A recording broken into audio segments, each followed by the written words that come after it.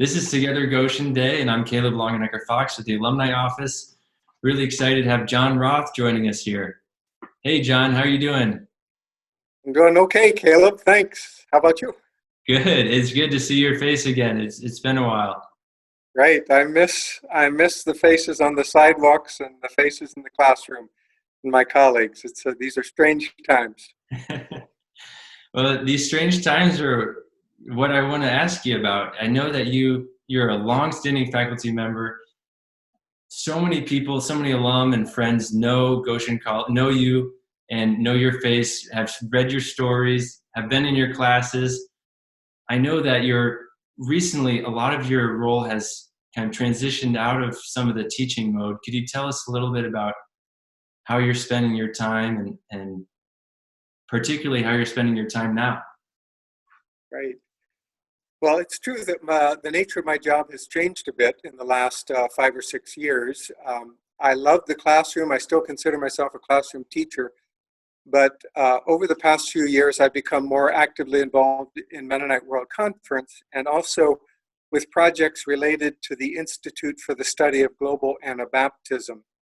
And those projects have involved a lot of travel. So I was anticipating, I think there were maybe 4 international trips that were coming up in April and May. And all of those trips were canceled, of course. Mhm. And so that gave me a little more flexibility than I might have had otherwise for adjusting and adapting to new roles. So I've tried to stay connected with my global friends and with Mennonite World Conference. So it's a lot of Zoom calls. I have continued to be active with the history seminar class, which is kind of the capstone history project. And so we just recently finished up the Zoom presentations that students gave on their seminar classes. And I guess in general, we're all just adjusting to life that has many more virtual meetings, which is also okay. Yeah, I know that in talking with you before, you really become a world traveler in this work too. What is the feeling or sense, the scope of the COVID impact with the world church? Yeah. Do you have a sense for that? Well, a bit of a sense, at least. I think on the one hand, um, it has helped make North Americans and Europeans a little bit more aware of what it's like to be vulnerable in ways that we're not used to. So I think there are ways in which we can identify a little more closely with the uncertainty that many people around the world face in regards to the future, to their health. Um, on the other hand, I think that even if people here are facing tough times, unemployment, uncertainty about the future, the scope of the challenge remains even more significant among many of my global friends. People are talking about food vulnerability. I talked with someone in Burkina Faso recently who said we are now eating the seed corn that we had set aside for planting. And once you start doing that, you recognize just how much on the margins people are living. So yes, we're vulnerable, but things are even more challenging for many people around the world.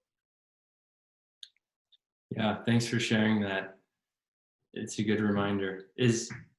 I'm curious, what is your hope for the future through all of this? Right. Well, it's a challenge to even think about the future, and that's Yeah. sort of one of the frustrations of this new reality is that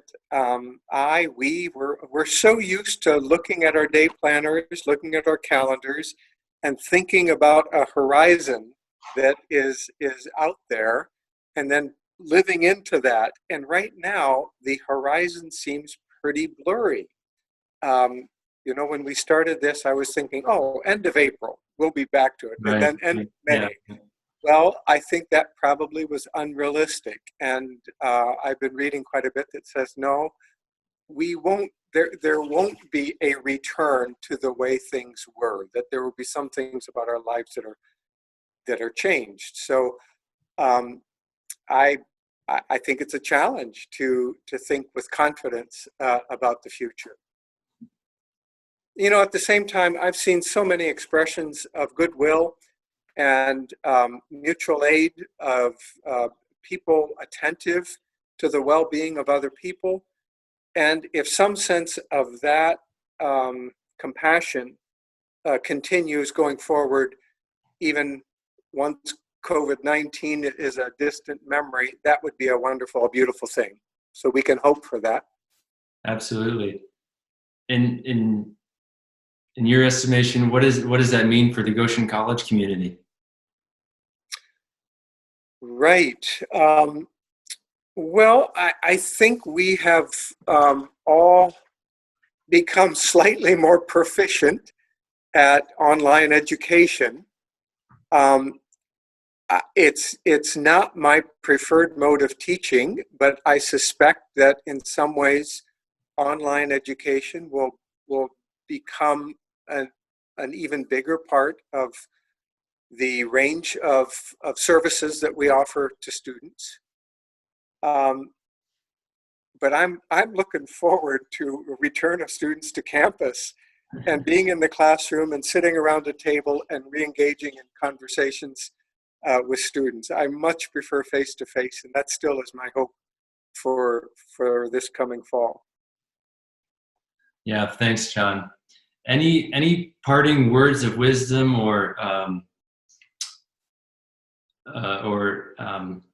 any parting words of wisdom or advice that you want to send out to our alumni and friends networks? Well, as we look ahead to this special day on Tuesday, I would really encourage all of us, particularly the alumni of Goshen College. Almost all of us benefited in some way from the gifts of other people in covering our tuition and room and board. And this is a great opportunity for us now to give back in some small way to those students that are coming along in the next generation. The cost of education continues to go up. We've tried hard to keep it under control, but just across the board, education has become more and more expensive. And that means that students rely increasingly on outside sources of supplementary funding. And if you can give back to Goshen on this special day on Tuesday, know that you are helping to transform the lives of another generation of students coming along who are committed to culture for service. So give generously, give joyfully, and continue to support Goshen College. Great. Well, thanks for that message, John, and thanks for your time. It's just great seeing you again and hearing you and hearing your stories. They never get old. It's good to see you, Caleb. Take care. Hey, thanks. Take care. Bye.